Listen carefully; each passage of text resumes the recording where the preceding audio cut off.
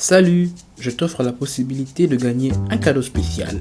Alors, pour en savoir plus, clique sur le lien du cadeau dans la description et abonne-toi pour ne rien manquer. Salut, alors dans cette vidéo, je vais t'expliquer le composant View. À quoi il sert, comment l'utiliser dans la théorie, aussi on va voir dans la pratique comment le mettre en place. Alors, si tu veux aller plus loin, je te propose de mettre en pratique tout ce que tu as appris dans cette playlist en suivant cette formation. Cette formation te permettra de créer une application de commande de taxi comme Uber avec React Native. Alors, je vais utiliser une certaine approche pour la théorie. Permets-moi de l'utiliser. Alors, je vais comparer chaque composant React Native à une balise HTML et aussi je vais te donner son équivalent natif. Ok. Alors, dans React Native, tu écris View sous forme d'un composant React. Mais à quoi est-ce qu'il correspond côté HTML?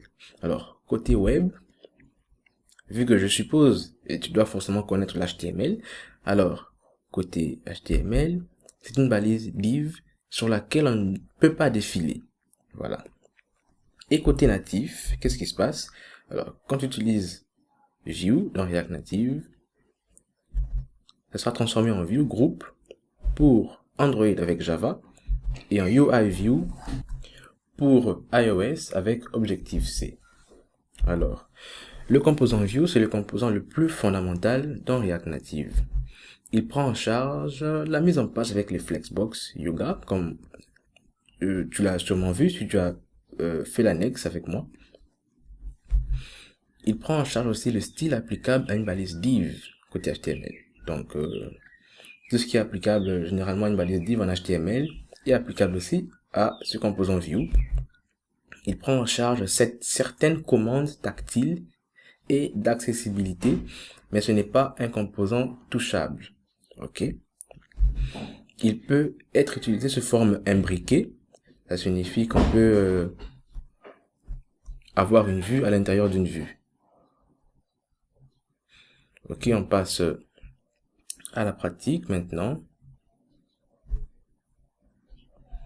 Alors déjà pour commencer, je suis dans mon fichier app.js, je vais tout supprimer. On va commencer à partir de 0.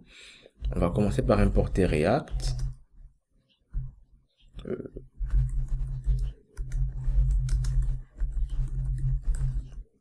Ensuite, je vais importer à partir de React Native tous les composants que je voudrais. Alors, comme on a dit de commencer par View, je vais commencer par importer View. Alors, ne t'inquiète pas pour l'erreur qui est juste à droite là. Désolé. C'est parce que j'ai sauvegardé par erreur. Alors, ensuite, j'aurai mon composant app que je vais créer, qui sera un functional component, qui va nous retourner du JSX, bien sûr. Et je vais pas oublier de l'exporter par défaut à la fin. Comme ceci.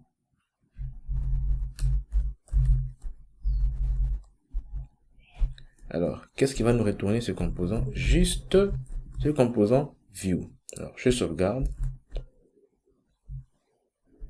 Et comme tu le vois, plus rien ne s'affiche. Pourquoi?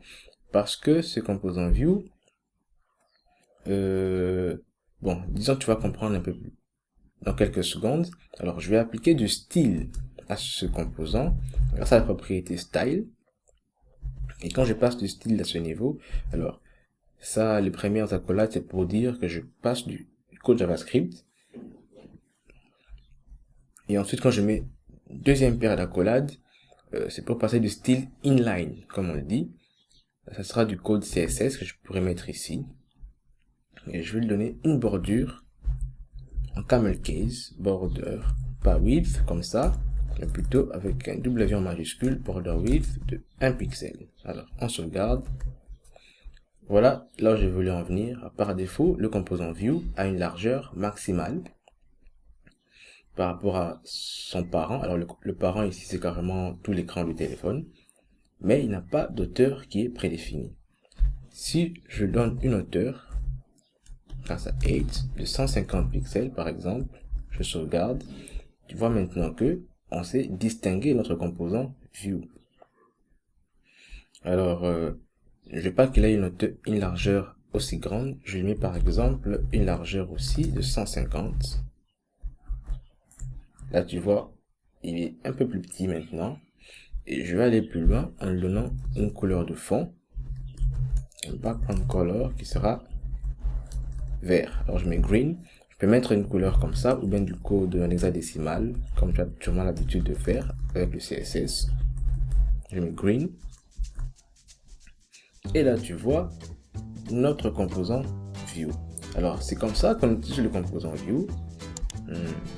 Et je pense que déjà, si tu comprends ça, tu as quasiment tout compris. Alors, dans la prochaine vidéo, on passe au prochain composant.